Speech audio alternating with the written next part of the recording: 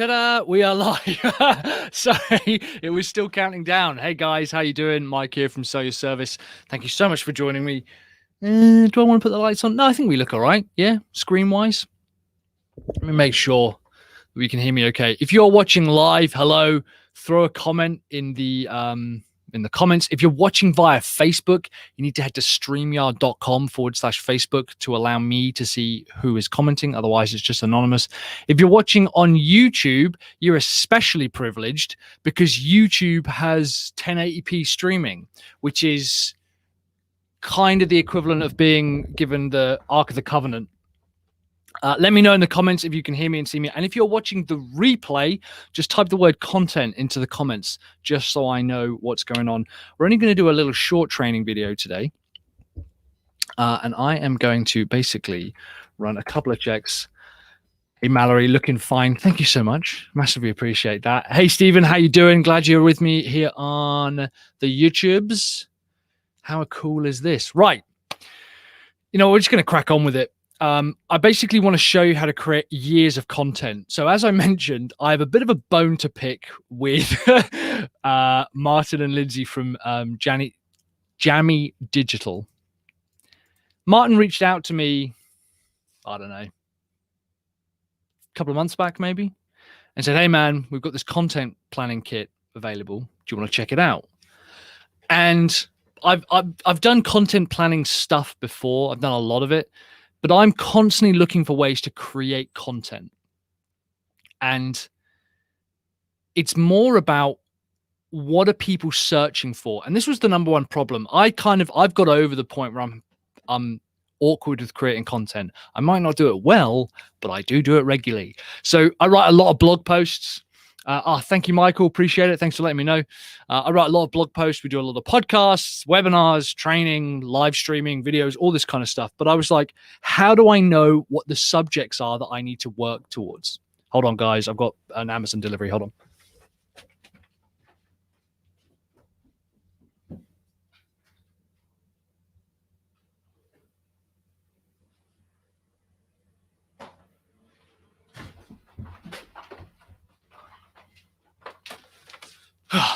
New LED lighting. Apologies for that.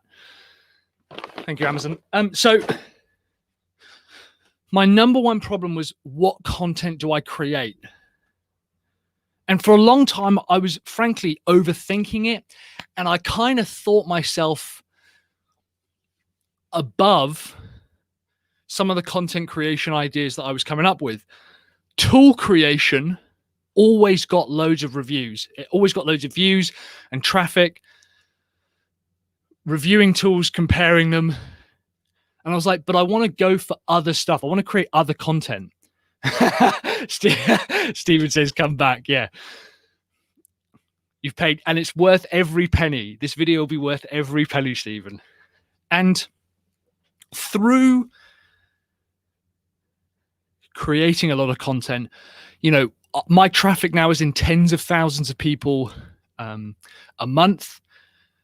And it's kind of put me in a bit of a tricky spot where I was like, well, I don't really know what content to do now because I feel like I've run out of ideas. And it's a little bit like the Dunning-Kruger effect, where actually, although I think I'm at the peak, for those who don't know the Dunning-Kruger effect, it's this, right? So I'm currently here at the top, but that's because I haven't been doing this very long. So I'm like, I think I've covered everything. And very quickly, what happened is I plummeted down here, where I was like, I don't know what I'm doing. I don't know what I'm focusing on. I've got no ideas for content. It suddenly became apparent to me. I was like, oh my God, there's so much potential stuff that I could be talking about. When I was running an agency, the way that Mark and I landed our first really decent multiple five-figure customer was from creating content. It literally was one blog post. Hey, Torkild, how you doing? Talking about very specifically how online courses can generate up to 1,000 email subscribers, right? Bit of a sweet spot. And I was like, but how did I come up with that idea? It ranked really well on Google. How am I going to create all these ideas? Are they going to add to my authority? What keywords do I go after? So anyway, as I mentioned, Martin reached out to me and said, hey man, I've got this content planners kit. I'd love it if you just checked it out. I was like, fine, I'll go ahead and do that. And I'd been meaning to check it out for a while. And I went in and I opened up the document and I was furious because what it did is break down all of the potential good content ideas that I have or that I should go after in such a way that I was filling them out almost on autopilot. Let me share my screen here for a second. I'm well aware of how powerful content creation is. Okay, let's get rid of this fucking banner. This here, all of these ideas, which could be videos, they could be blog posts, webinars, lead magnets.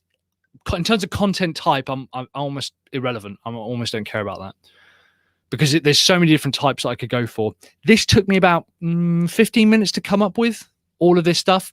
And I have done maybe a quarter of the exercise in total. So I was like, right, well, let's go ahead and do this. And I've pasted them all in here. I've basically been taught that there's a concept called dumb content, right? Which should suit me down to the ground. And the idea is that when you're trying to attract an audience, when you're trying to attract a new set of leads, new visitors to the site, you basically want to get people's attention. It's the broadest possible net. That is the wrong time to show off just how clever you are. And this is very difficult for, I think, a lot of businesses to understand, because at that point, the attention seeking part of the funnel, of the process, of the lead generation process, doesn't necessarily want to know how clever you can be or how smart you are. They want to answer their problems, which is why I call it dumb content, because it's lowest common denominator. It's a bit harsh because it's referring to your audience or your potential leads as dum-dums, but they're going after stuff that they care about. Let me go back here, right? So this is basically a ton of ideas that I came up with for an agency. I don't even run an agency, and this is how quick it was to come up with, I don't know how many of this is. How many ideas is this? Hold on. Numbered list. 102, right? So if I did one piece a week, that's basically 2 years worth of content, right? And it literally took me about 20 minutes to come up with. I've got a process called the 10 by 10 content matrix, which is takes way longer. This smashed it out of the park. For example, how much does a webinar cost to build? Now, the process you want to go through is, I think a lot of people look at keywords first, and I personally am of the ilk that you shouldn't look at keywords first. You should think about, what do my customers want to know? And the framework that Martin and Lyndsay have come up with, the content planning toolkit, allowed me to stop thinking about what I want to teach and allow me to start thinking about, what do they want to learn? What do my customers want to learn? What do my prospects and audience and leads, what do those people want to learn? I know how much a webinar costs to build, but do they know that? So immediately I'm shown a ton of content ideas just from following the formulas that allow me to say, well, I'll just write a blog post on how much does a webinar cost to build. And I could say, well, I could do the whole thing, right? I can even think about it in my head right now. Well, it's, how long is a piece of string? But realistically, you're going to need a squeeze page, a thank you page, the webinar slides. It could cost anywhere from a few $100s to a few $1,000s. If you're doing it from scratch, here's how I do it. And then I was thinking, all right, well, how do I put together a webinar? And immediately I started realizing that these are the types of content pieces that people are searching for. And we're gonna have a look at this now. So how much does a webinar cost to build? Let's jump into YouTube. In fact, actually, I'm going to do better than that. I'm going to go to Adzula, because this is my preferred tool for essentially keyword research. So what I mean by this is, using the content planning kit, I was able to come up with a load of blog posts, ideas, content ideas. And like I said, I've done like maybe a quarter of them. And I'm going to go over to keyword search here. And I'm going to look for, how much does a webinar cost? This is going to be one of them. Cool. So that's in YouTube. So it's like a familiar search. And then if I actually head over to YouTube, how much does a webinar cost to build? I can now immediately start to see 2020 best webinar platforms, 14,000 views 3 months ago. A year ago, 1.2 thousand views, 13,000 views. That's how much the websites cost in 2020. Interesting. How to run a Zoom webinar, how to host your first webinar, how much does it cost to make a website? So first of all, this is telling me two things. First of all, that topic of how much does it create to build a webinar or a webinar funnel. Let's type webinar funnel. What does that come up with? Webinar funnel, click funnels, webinar funnel, WordPress. Jason Whaling comes up. Neil fucking Patel again. $300,000 in 90 days. My first evergreen webinar funnel. 10,000 views 10 months ago. This tells me a few things, right, around these subjects. First of all, people are searching for them. The volume is there. People are watching these videos, but also no one's really hammering that niche. No one's really smashing on YouTube the niche of how many people are searching for no one's really smashing the niche of webinar funnels on YouTube, right? To me, that's like an entire business. That's what I would go after. What this also showed me, though, is if I look at stuff like, I hate writing blog content. Let's have a look at this. Now, I'm just focusing on YouTube because that's my preferred platform, but you can obviously do this with your keywords and stuff via Google as well. I hate writing blog content. Hardly any volume, low competition. But I reckon if I type blog content, add Zula, blog content planning, blog content calendar, blog content strategy, blog content creation, blog content writing, blog content planner. This shows you that this is what people are essentially searching for, right? That's actually what this tool is doing. Can you see it says blog content planning, blog content calendar? If I come up here and just type in blog content, now it's going to be slightly different because I'm in the UK. Can you see that these same ideas in bold, these same keyword suggestions in bold? I'm pointing at the screen like you can see it, idiot. They're coming up because that's what people are searching for. This is what I mean by dumb content. I think when we put together blog content, we think, well, I've got to make it different. I've got to make it unique. I've got to show off how clever I am. Don't. People are searching for stuff and you should be ranking for the stuff that people are searching for. If your website, if your funnel business is crazy good at blog content creation, you should be trying to rank for the keywords blog content creation. Relatively low volume, very, very low competition.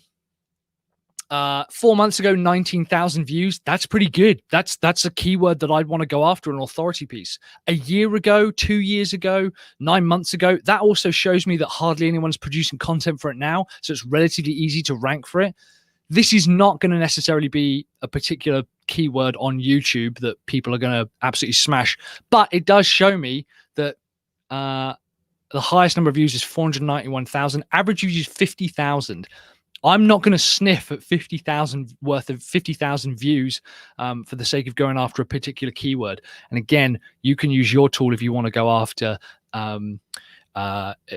Google search rankings as well. But the problem I faced was, well, how do I come up with all of these ideas? And that's basically where the content creation planning toolkit comes in. Have I actually got it up here? Yeah, here we go. So you can see I've basically put in the services that I would provide, right?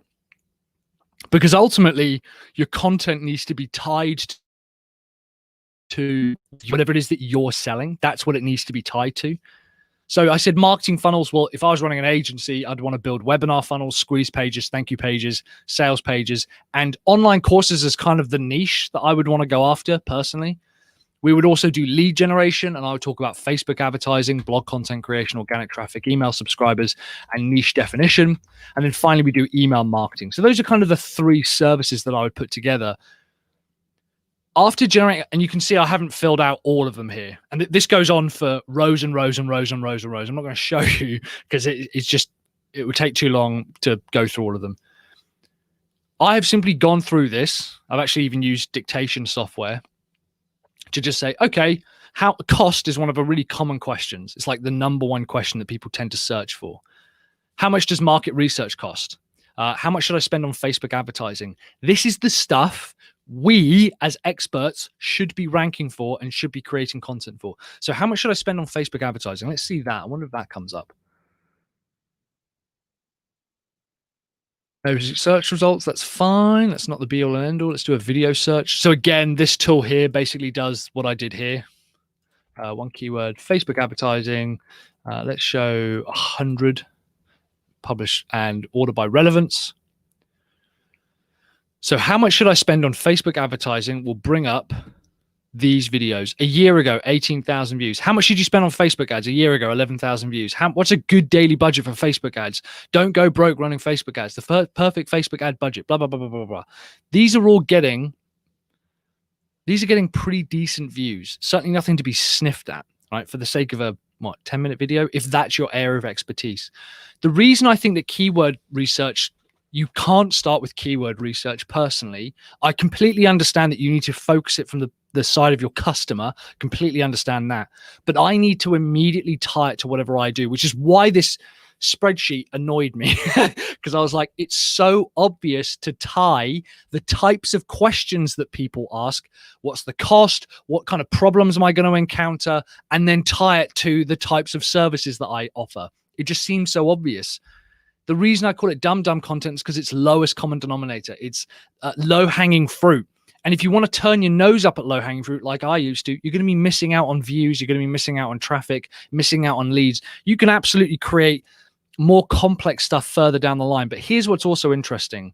This particular content planner comes with checklists for blogs, YouTubes, and podcasts. It comes with a progress tracker. So we're starting to implement this with my VA team to see that everyone has an overview. So I'm the well, you might call it the fountain of bullshit. That was the term that was put around in our chat forums.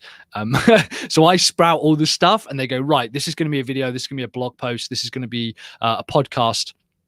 We've got the ideas. That's Mike's job to put this out. We then have trackers to make sure that we understand, well, are people putting in the keywords in the search terms? Are people putting in, are we measuring stuff like the bounce rate? Is there the progress tracker for YouTube? Like, is what we're doing affecting the stuff that matters? Views, subscribers, click-through rates, all of this put in one worksheet. And for the sake of getting someone to pay, $4 an hour to just update this as you go, not only is going to give you all of the content ideas, which infuriated me, hundreds of content ideas. I came up with 102 and I've barely scratched the surface of this. It's going to allow me to track all of the progress going through it. Like, does this actually make a difference? Does it actually affect where we're going? It gives us the checklist for each individual item. So part of the process, so if I go podcast, for example, have we made sure we've done the sponsor message, normalized the audio, like for editing and stuff, publishing? Have we written up a summary, show notes, transcript on the website, promotion? Have we got artwork? All of this stuff. That's the process for doing it. This is why I messaged him. And I was like, you've annoyed me, to be honest, because I've been doing this by the seat of my pants. And there's also a content schedule where basically we actually have this in Quip. So I'm showing you in Google Docs, but we have this in Quip. Here's what I've learned. The more I have invested and buried myself in content, the more I have spent time creating content and really focusing on what people are searching for, because that's what they care about. You can see this phrase behind me as well. Best X for Y. That's now kind of become my mantra. The best marketing funnel for Facebook ads, the best marketing funnel for online courses, the best sales approach or the best proposal for marketing funnels or whatever it is, the best X for Y. And that comes in quite heavily into the content plan as well. Being able to create all of those content ideas that essentially come back to the service. The way that I did that following Martin and Lyndsay's approach is by looking at all of the services that I provide and then going through a series of questions and thinking, what are the basis, most obvious common questions that people are asking around those subjects? How much do they cost? What are the problems? How do I do it? What are the reviews? What are the comparisons? All this kind of stuff, and hammering this out. Now, full disclosure, we have actually got this available. You can go ahead and buy this. It's like $37. Where's the thing? if you head to bit.ly/JammyD, managed to get that. That's quite good, isn't it? Right, for bit.ly. bit.ly/JammyD. Full disclosure, it is an affiliate link. So got you. But it's something like $37. And right now, where we are with agencies and businesses are not able to get into their office and meet with people, content is going to be your saving grace. And the reason I'm promoting this, and I don't really promote a massive number of products like this. I have affiliate reviews and stuff, but I don't really do a massive amount of stuff like this. The reason I've done this is because what Martin and Lyndsay have done is they've essentially put together the link between all of your ideas and the stuff that you understand, which is your services, and what people are already searching for. There's only so many messages and ways that people can cut up the stuff that they're searching for, which is why I really like this. And also you can see that we've used it. So I have never promoted anything that I haven't used. If you do want to go check it out and you don't want to use the affiliate link, which is absolutely fine with me, it's the content planning toolkit. Probably put a link to it knocking around somewhere. Where is, let me find, where are you? So many content ideas. Right. Let's have a quick look. Save, show you guys. So yeah, bit.ly/JammyD. And this is the page. $27. So not even $37, $27. If you've ever thought, like, I really want to start creating more content, I wish I knew what type of content I should create, I would highly recommend, and it comes with a ton of other stuff. It comes with training resources, guides, examples, all of this, right? Don't overcomplicate it. But just for the content planning toolkit alone, just for the spreadsheet, highly worth the money, $27. As far as I remember, I don't think there's an immediate, like, crazy high upsell afterwards, even though I do that. I'm just letting you guys know that, there's no like $3,000 course immediately sold to you afterwards. Even though I told Lyndsay and Martin that they should do that. When they say plan out your content for an entire year, I think that's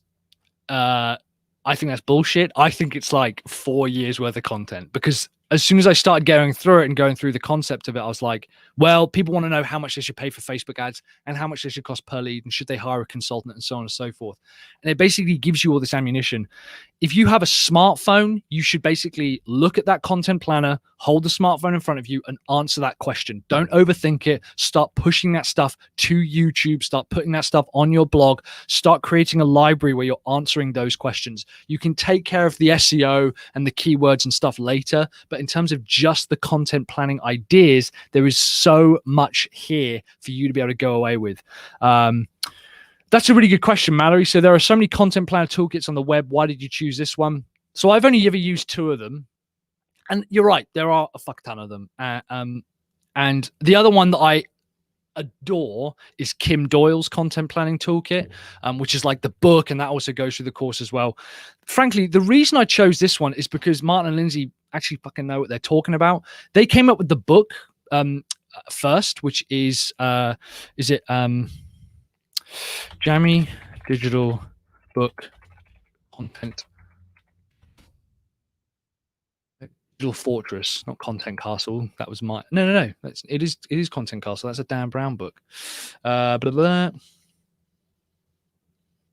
Let's have a look. Basically, they had a book that they created. Here we go. Content Fortress. I thought it was something. And there we go. Perfect. And I hammered through this, and I attended a bunch of training with them. Yeah, and it's worth saying, I love everything that Kim Doyle does, right? And I am constantly having content planning kits pitched at me. And whenever I hire anyone to do like content VA stuff, they always bring their own content planning kit. So here's why. First of all, I love Kim Doyle, and she could create posters that are magic eye print, and I would want to buy them, right? The reason that I like this particular one is because Martin and Lyndsay wrote this book called The Content Fortress, and it really resonated with me where they see content in the process. content to them is not just a method of attracting leads. It's actually a method of qualifying people out and making sure that not everyone gets through.